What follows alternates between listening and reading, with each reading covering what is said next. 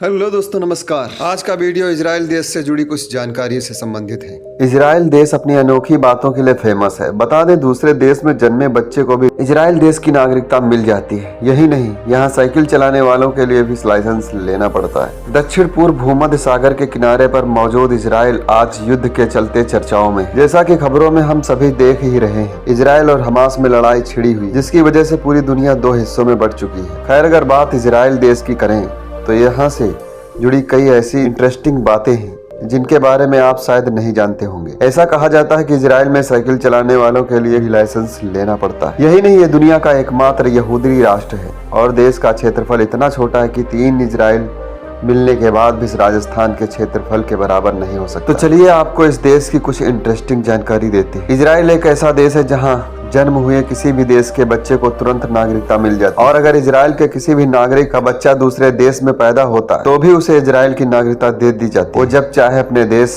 Israel में वापस आकर रह सकता है। वैसे तो इजराइल एक छोटा सा देश है, लेकिन उसके पास anti ballistic missile defence system है। इसका फायदा यह है कि इजराइल अपनी तरफ आते किसी भी मिसाइल को रास्ते में ही रोककर मार देता है। इजराइल दुनिया का एकमात्र देश है जहां महिलाओं को सैन्य सेवा में काम करना बेहद जरूरी है। यहाँ कई महिलाएं हाथों में बड़ी बड़ी बंदूकें लेकर घूमती हैं। उन्हें बॉर्डर से लेकर देश के हर कोने में कार्यरत किया गया है। जैसे हर देश की अपनी राष्ट्रभाषा है, वैसे ही इजराइल की भी अपनी राष्ट्रभाषा है। इस देश की राष्ट्रभाषा हिब्रू है। ये बात जानकर शायद हैरानी हो, इस भाषा का अंत मध्यकाल में ही हो चुका था। इसके प्रति लोगों की रुचि भी खत्म हो चुकी थी, लेकिन इजराइल स्थापना के बाद देशभक्त यहूदी लोगों ने अपनी भाषा को फिर जीवित किया, अपनी भाषा को फिर जिंदा किया। इसके बाद हिब्रू बोलने वालों की संख्या तेजी से बढ़ने लगी। हिब्रू को इजराइल की ऑफिशियल भाषा बना दी गई।